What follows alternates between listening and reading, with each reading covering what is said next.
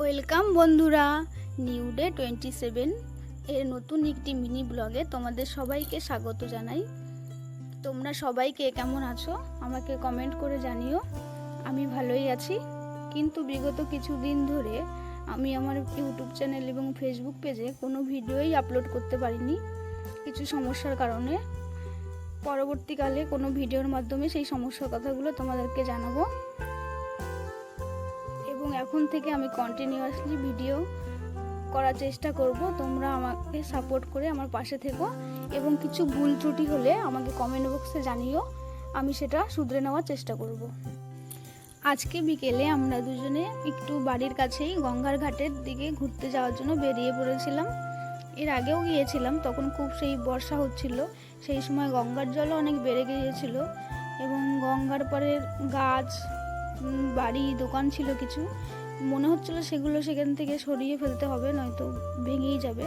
তো আজকে গিয়ে দেখবো সেগুলো কি সেখানেই আছে, ঠিকই আছে নাকি ভেঙে গিয়েছে।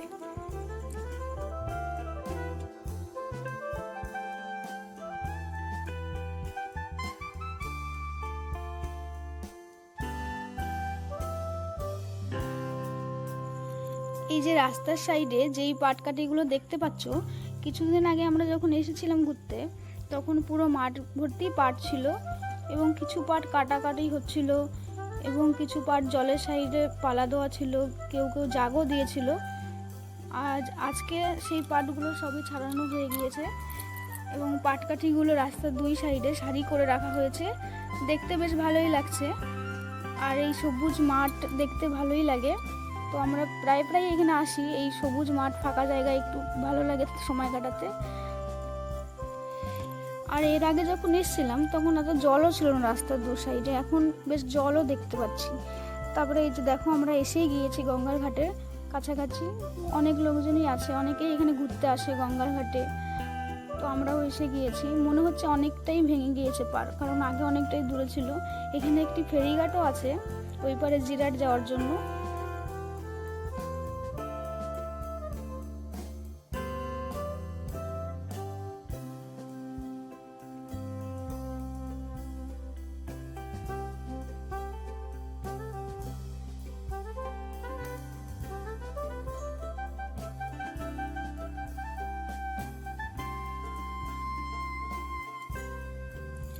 আমরা যখন এর আগে এসেছিলাম গঙ্গার ঘাটে তখন এই ফেরিঘাটটা আরও একটু দূরে ছিল, ওইদিকে অনেকটা ভেঙে গিয়েছে। এখানে আরও একটি বাড়ি ছিল, কিছু কলা গাছও ছিল এখানে। এই যে এটা যেই জায়গাটা দেখতে পাচ্ছ, এখানে অনেক কলার বাগান ছিল, সেগুলোও ভেঙে গিয়েছে দূরে। তখন গঙ্গার জলটা আরও বেশি ছিল, এখন একটু কমই লাগছে। এইদিকে একটি লেবু গাছও ছিল, অনেক লেবু ভর্তি ছিল, সেই গাছটিও নেই এখন, সেটাও ভেঙে গিয়েছে। কিছু দোকানও ছিল, কয়েকটা চায়ের দোকান, সেগুলোও নেই, সেগুলো দূরে সরে বসেছে, এগুলো এখন নেই কাছে। তো বর্ষা হলে গঙ্গার ঘাট অনেকটাই ভেঙে এসেছে, অনেকটাই।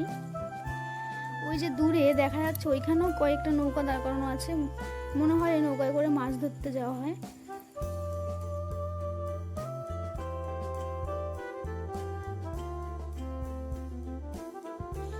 একটু ঘোরাঘুরি করার পরেই তারপরে আমরা এখানে এই গঙ্গার কাছে একটি কাকুর চপ সিঙ্গারা দোকান ছিল, সেই দোকানে চপ, সিঙ্গারা, পেঁয়াজি, তারপরে বেসনের পকোড়া, এগুলো পাওয়া যাচ্ছিল সাইজে খুবই ছোট ছোট। এগুলো এখন আর দেখতে পাওয়া যায় না বললেই চলে। ওনার কাছে আসলেই আমরা এইখান থেকে এই চপ সিঙ্গারা কিছু না কিছু কিনে খাই। তো এইবারও আমরা সেটাই করেছিলাম, এবার আমরা চপ সিঙ্গারা নিয়েছিলাম দুজনে এবং উনি ভাত ছিল গরম গরমই নিয়েছিলাম। তারপরে আমরা দুজনে, এই যে আমি চপ খাচ্ছিলাম আর সে সিঙ্গারা খাচ্ছিল। তারপরে চপ সিঙ্গারা খাওয়ার পরে আমরা তারপরে বাড়ির দিকে রওনা হয়েছিলাম এবং বাড়িতে যাওয়ার পথেই একটি নারকেল গাছে বাবুই পাখির বাসা দেখতে পেয়েছিলাম এবং অনেক দিন পরে দেখেছিলাম, এখন আর দেখা যায় না বললেই চলে, তাই একটু ভিডিও করে নিয়েছিলাম।